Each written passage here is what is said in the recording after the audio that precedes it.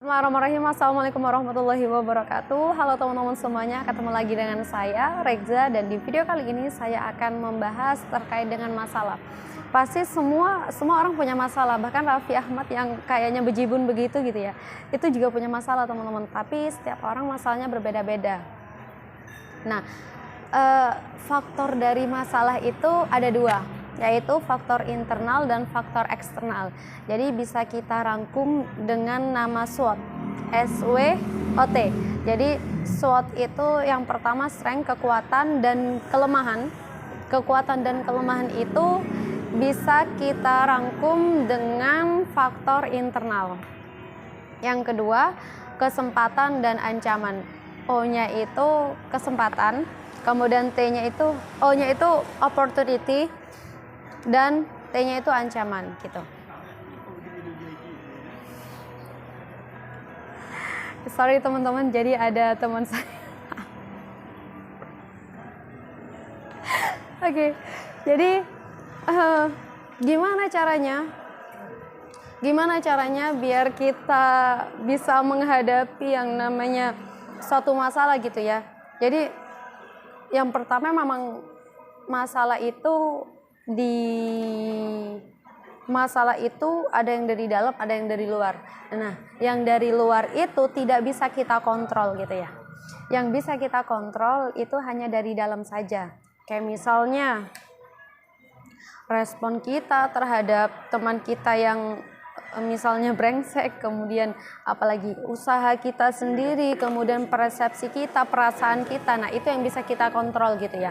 Jadi jangan sampai kita terpancing emosi sehingga punya masalah yang besar hanya karena situasi-situasi di luar kontrol kita. Nah, gimana caranya bisa menyelesaikan suatu masalah nih? Saya punya stepnya.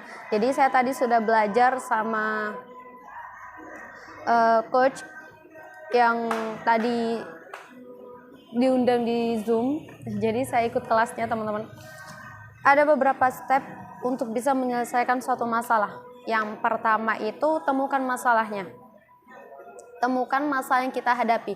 Kalau semisal dari saya sendiri ya, biasanya kalau saya ada masalah dan memang benar-benar nggak kuat dan nggak punya teman untuk bisa bercerita, itu biasanya saya menulis menggunakan buku. Jadi saya banyak sekali buku kosong dan itu saya tulis di situ. Saya tulis semuanya teman-teman. Jadi meskipun sekecil apapun, kekurangan garam, kehilangan sendal gitu ya, itu saya tulis gitu. Kemudian udah nih, masalahnya udah ditulis. Ini saya pribadi, kalau misalnya teman-teman bercerita atau memang membuat video terkait dengan masalah apa yang dihadapi, terserah. Kan setiap orang caranya berbeda-beda. Yang terpenting satu tujuan gitu, yaitu temukan masalah kalian yang kalian hadapi saat ini. Kemudian yang kedua, cari alternatif atau cari jalan keluar sebanyak mungkin. Nanti ini saya tekankan di belakang teman-teman, terkait dengan otak kanan dan otak kiri gitu. Karena kan untuk bisa mencari jalan alternatif itu kan ada beberapa kemungkinan. Kemudian yang ketiga, seleksi best alternatif. Banyak tuh alternatif atau jalan keluar yang kalian hadapi, sudah banyak sekali solusinya. Habis itu cari the bestnya, cari alternatif yang terbaik dari apa yang kalian cari. Karena memang ide-ide itu muncul kadang seketika dan kita nggak sadar bahwasanya ide yang paling bagus itu sebenarnya tadi gitu, bukan yang terakhir gitu, bukan yang kalian tulis yang terakhir, tapi tadi itu kan bisa saja gitu. Jadi seleksi best alternatif kalian. Kemudian yang keempat yaitu terapkan atau implementasikan teman-teman. Jadi percuma ya, banyak sekali kalian menulis solusi tapi kalian tidak diterapkan atau kalian implementasikan, itu percuma. Kemudian yang kelima yaitu did solution work. Nah, itu step atau kalian gimana sih caranya biar bisa menghadapi masalah dalam hidup kalian gitu. Meskipun setiap orang masalahnya itu berbeda-beda, tapi step by stepnya itu sama teman-teman. Jadi silakan bisa kalian tulis. Dan terkait dengan step yang nomor 2 dan 3 itu berkaitan dengan otak kanan dan otak kiri. Jadi saya sudah mencatat beberapa beberapa penjelasan dari kelas yang sudah saya ikuti tadi. Jadi otak itu kan dibagi dua. Yang pertama left atau kiri, otak kiri, yang kedua otak kanan. Otak kiri itu berkaitan dengan critical thinking. Otak kanan itu berkaitan dengan creative thinking. Yang critical thinking itu kayak misalnya data, fakta, fokus, kemudian menganalisa objektif gitu. Dan ada lagi satu penjelasan yaitu tentang convergent. Kalau kalian nggak tahu, saya kasih tahu. Bentar. Convergent itu seperti ini teman-teman. Nah, jadi banyak sekali solusinya. Kemudian kalian kerucut jadi sedikit, jadi satu, gitu ya. Jadi kalau berpikir kritis itu terkait dengan membuat satu keputusan, gitu. Jadi banyak sekali solusinya, habis itu kalian kerucut jadi satu. Nah, tapi beda halnya dengan right otak kanan tentang creative thinking, teman-teman. Jadi kreatif, yang namanya kreatif itu satu benda itu bisa dijadikan banyak, gitu ya. Jadi kebalikannya, kalau misalnya yang critical thinking tadi itu dari banyak mengkerucut jadi satu, kalau creative thinking itu dari yang satu itu bisa jadi banyak, gitu. Dan itu biasanya digunakan untuk mencari ide, teman-teman. Ide bisnis, ide menggambar, ide kalian membuat rumah, misalnya banyak ide kan, gitu teman-teman. Nah, biasanya kalau misalnya terkait dengan creative thinking ini ada yang namanya possibility, kreasi, subjektif, kemudian meluas gitu ya. Jadi kalau misalnya critical thinking itu fokus satu, tapi kalau creative thinking itu biasanya meluas dia. Kemudian imajinasi ya, terkait dengan kekreatifan kalian, terkait dengan imajinasi kalian, dan itu sifatnya fleksibel, teman-teman. Jadi nggak kaku. Beda kalau misalnya critical thinking, dia lebih kaku. Kalau kreatif itu lebih fleksibel. Kak, mana yang benar? Apakah creative thinking atau critical thinking? Jadi semuanya sama-sama benar, karena semuanya sama-sama butuh. Kayak misalnya kita butuh fokus, kita juga butuh satu keputusan. Kita nggak bisa punya banyak idenya, tapi kita tidak bisa memutuskan satu keputusan gitu. Gimana biar semuanya katanya kan sama-sama penting, terus gimana Kak gitu. Jadi critical thinking dan creative thinking itu jadikan satu, gabungkan teman-teman. Gabungkan itu yang paling bagus gitu. Jadi ketika kita berpikir kreatif, Dik, jangan kayak gitu, Dik. Ketika kita berpikir kreatif itu kita mencari banyak ide gitu ya. Tapi kalau misalnya kita berpikir critical thinking, berpikir kritis, itu kita memutuskan satu ide. Itu sangat berkaitan sekali, teman-teman. Jadi itu tidak akan terpisahkan gitu. Kemudian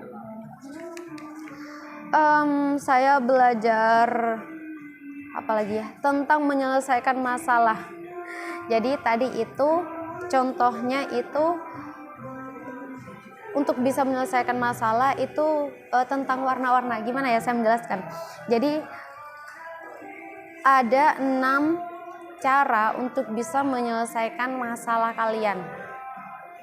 Beda halnya dengan tadi step by step untuk bisa menyelesaikan masalah. Ini pemikiran kalian berpikir tentang menyelesaikan masalah itu gimana sih gitu. Selain daripada step by step tadi. Yang pertama tentang fakta. Jadi kalau misalnya ada masalah, kalian berpikir faktanya gitu. Paham nggak sih?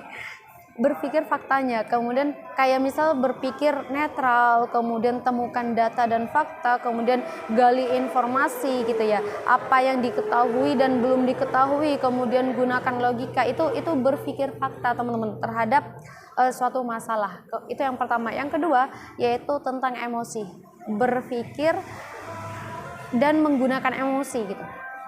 Jadi kayak misalnya aktifkan intuisi kalian, datanya konkret, asumsi dengan intuitif, kemudian libatkan insting dan perasaan. Ingat ya, kalau misalnya kita berkaitan dengan emosi, pastinya kita sudah berkaitan dengan perasaan. Kemudian yang ketiga yaitu negativity. Jadi berpikir negatif. Berpikir negatif bukan disuruh berpikir yang salah-salah gitu ya, tapi kita juga perlu berpikir masalah apa sih yang ada dalam diri kita gitu, sehingga kita bisa berpikir lebih kritis dan lebih waspada nantinya gitu. Kayak misalnya lihat kemungkinan gagalnya, nanti kalau misalnya gagal gimana. Nah itu juga perlu teman-teman untuk kewaspadaan, hati-hati. Kemudian temukan sisi negatif, kelemahannya, kekurangannya, itu juga perlu gitu. Jadi kalau ada suatu masalah, lihatlah itu juga. Kemudian itu yang ketiga. Yang keempat tentang optimis, berpikir optimis. Berpikir optimis itu seperti berpikir positif. Kemudian berani mengambil kesempatan, fokuskan keuntungan, lihat situasi menguntungkan, ciptakan best case scenario, kemudian explore, jangan lupa teman-teman. Kemudian itu yang keempat. Yang kelima, kreatif, berpikir kreatif. Kadang dalam suatu masalah itu juga diperlukan kekreatifan kita gitu, bagaimana cara kita menghadapi atau menyikapi masalah itu. Kayak misalnya berpikir ide-ide baru yang muncul dalam diri kita, kemudian temukan konsep baru. Ada masalah, selain kita melihat kelemahannya, selain kita gunakan logika, selain kita gunakan fakta, data, dan perasaan kita juga berpikir ide-ide baru yang harus kita munculkan agar masalah itu tidak akan terjadi kembali gitu. Kemudian pendekatan dalam melihat masalah, imajinasi kreatif, itu perlu teman-teman. Dan yang terakhir yaitu kontrol. Kontrol ini juga penting. Kayak merangkum hasil dari tiap pandangan, Ini banyak banget idenya nih, bejibun gitu ya, sampai 10, sampai 1 lembar, 2 lembar gitu. Tapi kita harus merangkum itu menjadi hasil dan mengambil satu keputusan. Ide itu memang kreatif, itu memang tidak ada batasannya ya teman-teman.